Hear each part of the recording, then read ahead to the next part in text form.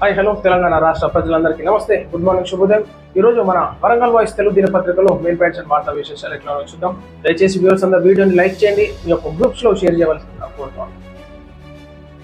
Metro రైళ్ల తయారీకి అనువైన ప్రాంతం 521 కోట్లతో రైల్వే మ్యానుఫ్యాక్చరింగ్ యూనిట్ 2026 చివరి నాటికి ప్రాజెక్ట్ మొత్తం పూర్తి.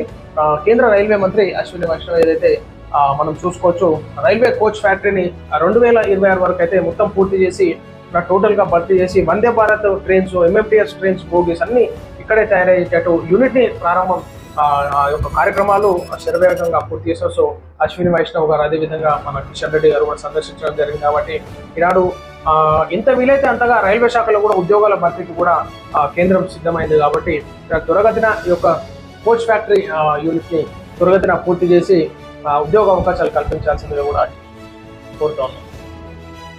ఊపిరి ఆడడం లేదు.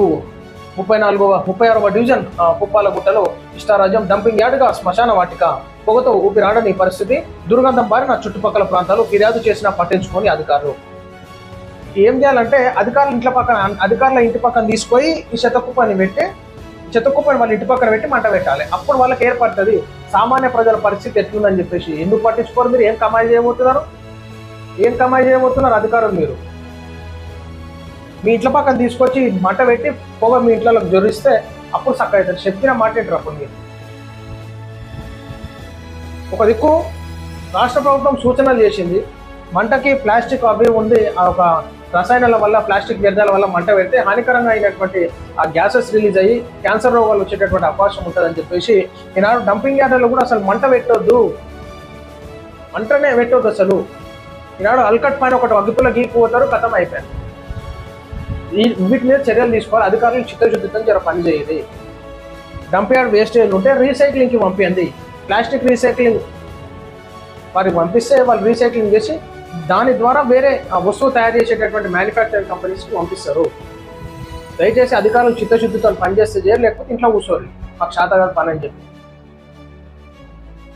డంపింగ్ యార్డ్గా శ్మశాన వాటిక, పొగతో ఊపిరాడని పరిస్థితి, దుర్గంధం బారిన చుట్టుపక్కల ప్రాంతాలు, ఫిర్యాదు చేసినా పట్టించుకొని అధికారులు. నగరంలో 36వ డివిజన్ ఉప్పాలగుట్ట శ్మశాన వాటికను గ్రేటర్ వరంగల్ శానిటేషన్ అధికారులు డంపింగ్ యార్డుగా మార్చారు. గత కొన్ని రోజులుగా ట్రాక్టర్లతో చెత్తను తీసుకొచ్చి డంపింగ్ చేస్తున్నారు. దీంతో శ్మశాన వాటిక చుట్టుపక్కల నివాసం ఉండే కాలనీల వాసులు దుర్గంధంతో ముక్కులు మూసుకుంటున్నారు. శ్మశాన వాటికలో భారీ మొత్తంగా పేరుకుపోయిన చెత్త కుప్పలు నిప్పు అంటించడంతో చుట్టుపక్కల ప్రాంతాలన్నీ పొగతో కమ్ముకుంటున్నాయి.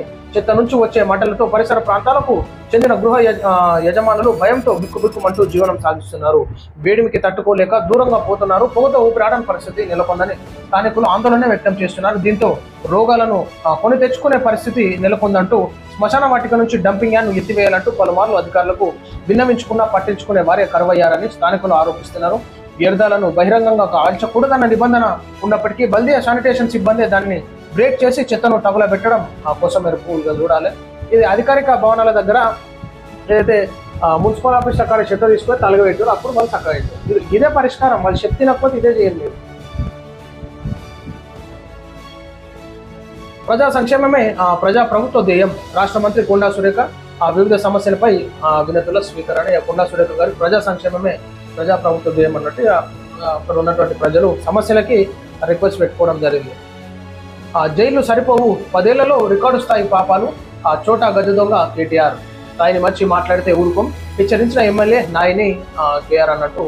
జైలు సరిపోవు, 10 ఏళ్లలో రికార్డు స్థాయి పాపాలు అన్నట్టు కేటీఆర్ని హెచ్చరిస్తూ ఉన్నారనమాట.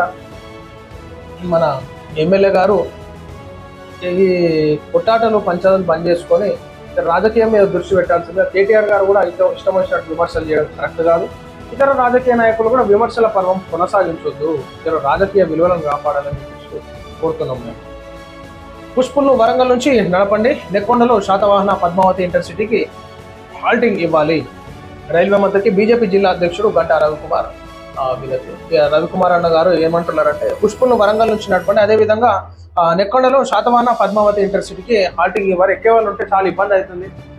ప్రజలు చాలా ఎత్తున అక్కడ ఉంటారు, ఎక్కేటటువంటి వాళ్ళగా అక్కడ హాల్టింగ్ లేదు. కాబట్టి ఖచ్చితంగా ఆ వసతులు కల్పించాలని చెప్పేసి మన రవికుమార్ అన్న గారు కూడా వేడుకోవడం జరిగింది అనమాట ప్రజల గురించి.